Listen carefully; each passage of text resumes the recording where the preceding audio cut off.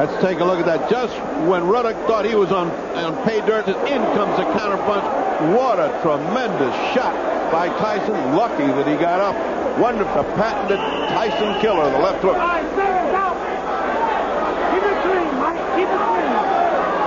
Ruddock goes down. On February 11th, 1990, the aura of invincibility surrounding Mike Tyson shattered on the canvas of the Tokyo Dome. By early 1991, critics argued Tyson was a spent force, a shadow of the 20-year-old who decimated Trevor Berbick. To reclaim his status as the mandatory challenger for the undisputed crown held by Evander Holyfield, Tyson couldn't just win. He had to survive a collision with the hardest-hitting contender in the division. Donovan "Razor" Ruddock wasn't a stepping stone. He was a 230-pound physical anomaly who many believed possessed more raw power than Tyson himself. Thanks for watching this fight. Tyson left to the body, switching the attack in just one punch at a time style. But that was better from him, body to foot, as if to disprove. Donovan Ruddock entered the Mirage Hotel in Las Vegas on March 18th, 1991, carrying a weapon that terrified the heavyweight ranks, the smash. This hybrid punch, a devastating mixture of a lead hook and an uppercut delivered at a 45-degree angle, had recently separated Michael Dokes from his consciousness. Razor is sauntering about to take his whipping. He didn't certainly come out with any desire and energy. A lot of work in a close corner, but nobody can patch up after a... Unlike Tyson's previous opponents, who wilted under the pre-fight stare-down, Ruddock stood 6'3" with an 82-inch reach, possessing the frame to absorb punishment and the leverage to return it. Richie Giachetti, Tyson's new trainer, emphasized head movement, knowing that one clean smash could end the comeback before it truly began. The stakes weren't just a ranking. It was about proving Tyson could still handle a fighter who refused to be intimidated. As the opening bell rang at the Mirage Outdoor Stadium, the tactical shift in Tyson's style was immediate. He wasn't just charging forward, he was bobbing lower, forcing the taller Ruddock to punch downward. In the first 3 minutes, Tyson's hand speed looked reminiscent of his 1986 peak, snapping Ruddock's head back with a series of stiff jabs. However, Ruddock didn't clinch or retreat. With Razor Ruddock trying to hold on to the ropes. Mike Tyson sockless as far as his feet go, not as far as his fists. Ruddock on the other end of those fists. He stood his ground in the center of the ring, testing Tyson's ribs with heavy body shots that produced an audible thud throughout the arena. It was the first time since the Douglas fight that Tyson looked at a man who wasn't moving backward, but instead was loading up a counter-offensive designed to end the night early. The momentum shifted violently in the final 30 seconds of round 2. He's not going to get lucky if he just stands there and receives this tremendous body beating that Tyson is administering. It seems as if Ruddock has lost interest in any offensive action. Ruddock just trying to catch his breath, looking for a second wind here. Tyson slipped a Ruddock jab and exploded with a short, compact left hook that caught the Canadian flush on the chin. Ruddock's legs gave out, his backside hitting the canvas in a flash knockdown that sent the Vegas crowd into a frenzy. Most heavyweights would have stayed down or fought defensively to survive the round, but Ruddock scrambled up at the count of 4, his eyes clear and his jaw set. Oh, body shot by Tyson. Uppercut, and the crowd groans. That body shot sounded like he hit a drum. Again, the crowd groans. With Tyson really pouring it on now.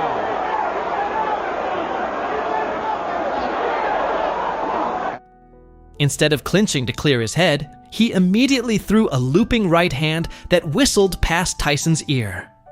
This defiance signaled that the fight was transitioning from a boxing match into a high-stakes war of attrition.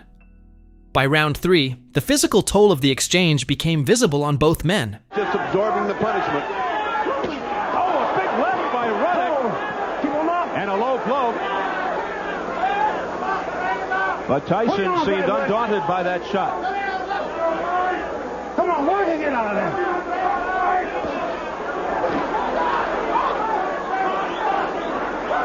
Tyson's right eye began to swell as Ruddock finally found his range with the smash. A thunderous lead uppercut caught Tyson under the chin, lifting him off his feet for a microsecond and snapping his head back with terrifying force.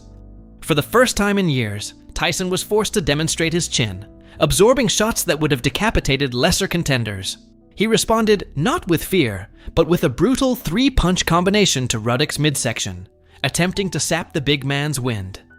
The technical brilliance of the 1980s was being replaced by a raw, desperate grit as both fighters realized neither was going to go away quietly. Mike Tyson having his way. Get lucky here, but he's not going to get lucky if he just stands there and receives this groans. That body shot sounded like he hit a drum. Again, the crowd groans. Relentless attack by... And Razor Ruddock looks like his mind. Entering the 4th round, the Mirage Hotel's outdoor arena became a humid pressure cooker. Tyson's right eye was now a dark, protruding welt, the result of Ruddock's repetitive, thudding jabs. Richie Giachetti, Tyson's trainer, frantically applied an end swell between rounds, demanding Mike move his head to the left to avoid the smash. But Ruddock's strategy was evolving. He began using his lead shoulder to shove Tyson back, creating the necessary distance to launch his hybrid hook uppercut. Killing Razor Ruddock. And left by Ruddock. He has no game plan. Okay, go outside on, all right? Knock it down. That's off in the process. And that Ruddock just... Tyson, weighing in at 217 pounds, found himself physically out-muscled in the clinches by the 228-pound Canadian. Despite the size discrepancy, Tyson responded in the 5th with a series of digging hooks to Ruddock's liver, a tactical shift designed to lower Ruddock's guard. Each time Ruddock winced, Tyson doubled up on the jab, refusing to let the taller man breathe. Associate Minister lets them know. First combination and landed. There's another one. A good shot by Razor and saved the care. Off by Tyson. Now could cut this tension with both men throwing punches. Any one of which could stop it. The technical brilliance of this encounter lay in the mechanics of Ruddock's signature punch. Unlike a traditional uppercut that travels vertically, or a hook that moves horizontally, the smash followed a 45-degree diagonal arc. In the 6th round, Ruddock timed Tyson's dip perfectly, catching him with this specific shot on the side of the temple.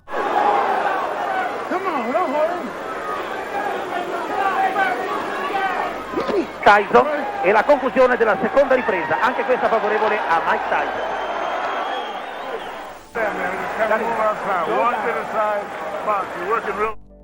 Tyson's knees buckled momentarily, a rare sight in his prime, but he used his momentum to roll into a clinch. The referee, Richard Steele, had to physically pry the two apart as the fight devolved into a series of illegal elbows and low blows. While many remember Tyson for his early career knockouts, this mid-fight struggle revealed a durability often overlooked by casual observers. Il sinistro al corpo di Tyson.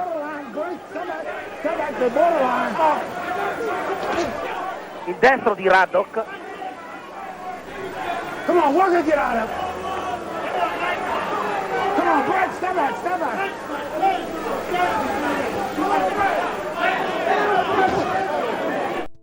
If you find yourself questioning whether Tyson's greatness was built on intimidation or genuine iron-willed resilience, join our community by hitting the subscribe button to examine the raw data of his toughest nights. As the bell rang for round 7, the atmosphere turned electric. Tyson came out of his corner with a renewed ferocity, abandoning the cautious head movement for a high-volume assault. He landed a straight right hand that snapped Ruddock's head back, followed by a left hook that sent sweat spraying into the front row. Ruddock, visibly fatigued, retreated toward the ropes for the first time in the fight. Tyson sensed the finish, unleashing a 6-punch combination that culminated in a short right hand to the jaw. Some good body shots by Tyson. He was certainly wholly far greater effect than Ruddock. Tyson out of range and the gloves with that following left hook of his. Ruddock stumbled, his balance gone, and as he tried to regain his footing, Tyson landed 2 more glancing blows. Before Ruddock could even hit the canvas or attempt a recovery, Richard Steele stepped between the fighters, waving his arms to signal a technical knockout at 2.22 of the 7th round. The stoppage triggered an immediate explosion of anger from the Canadian's corner.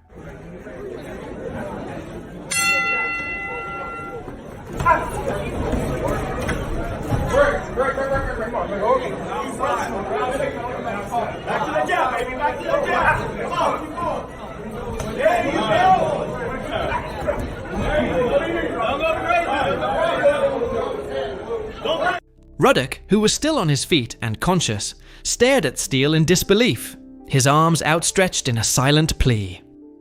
His brother and manager, Delroy Ruddock, stormed the ring, leading to a chaotic scrum involving security and Nevada State Athletic Commission officials.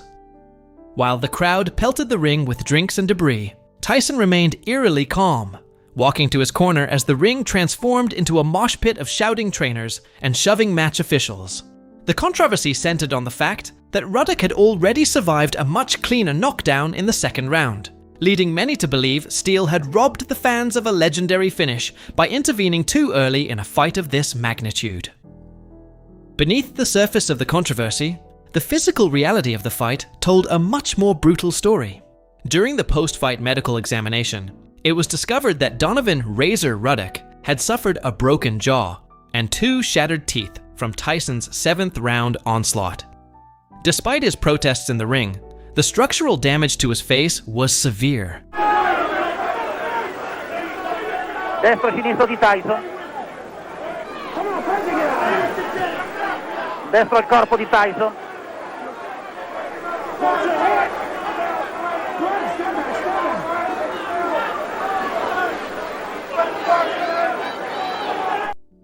Tyson didn't escape unscathed either. His ribs were heavily bruised, and his right eye was nearly swollen shut, requiring immediate attention from the ringside physicians. In the post-fight press conference, Tyson sat with a towel over his head, acknowledging that Ruddock was the hardest puncher he had ever faced. The fight didn't just provide a win for Tyson's record, it provided a blueprint for the Tyson vs. Ruddock 2 rematch that would be signed just days later to settle the dispute. This specific 1991 encounter remains a pivotal moment in the Tyson timeline, occurring just months before his legal troubles would lead to a 3-year hiatus from the sport. It was the final glimpse of the peak Tyson era, a version of the fighter who could still rely on world-class head movement and internal fortitude when his power failed to end things early. The Mirage battle proved that while Tyson was beatable, as Buster Douglas had shown, he was still a tactical nightmare for anyone willing to stand in the pocket and trade. The images of Ruddock's broken jaw and the ensuing ring riot serve as the closing chapter of this first meeting, a night where the baddest man on the planet had to bleed for every inch of ground he gained. The outrage following the March 18th stoppage forced Don King's hand, leading to a June 28, 1991, rematch titled The Rematch of the Year. Staged again at the Mirage in Las Vegas, the atmosphere was volatile, with Razor Ruddock entering the ring as a betting underdog, despite his resilient performance in the first bout. Tyson, earning a guaranteed $15 million, appeared leaner and more focused, knowing that a definitive victory was the only way to secure a mega fight with Evander Holyfield. Unlike the first encounter, where the controversy began with the referee's intervention, this night would be defined by the sheer volume of leather exchanged. Both fighters skipped the customary feeling out process, immediately engaging in mid-ring exchanges that tested the structural integrity of the canvas. In the 2nd round, the tension of the rivalry exploded into a physical knockdown that left no room for debate. Tyson timed Ruddock's signature smash punch, a hybrid hook uppercut, and countered with a blistering short right hand to the temple. Ruddock hit the deck hard, his back slamming against the ropes as the Las Vegas crowd erupted. Avete visto Tyson è passato sotto il gancio destro di Ruddock. Il sinistro di Ruddock, ancora il sinistro, poi il destro, il sinistro di Tyson, e il sinistro di Tyson al tappeto. Sul sinistro di Tyson, Ruddock. Hey, you okay? Come to me. While many expected the fight to end there, Ruddock showcased an incredible chin, beating the count of referee Mills Lane. The Canadian heavyweight didn't just survive. He responded by landing a massive left hook that briefly buckled Tyson's knees. This wasn't the one-sided demolition of the mid-80s. It was a high-stakes slugfest where every punch carried the weight of a potential knockout, forcing Tyson to utilize his underrated head movement to avoid a disaster. Come on, work and get out of there. Il destro e sinistro di Ruddock, il gancio destro di Tyson.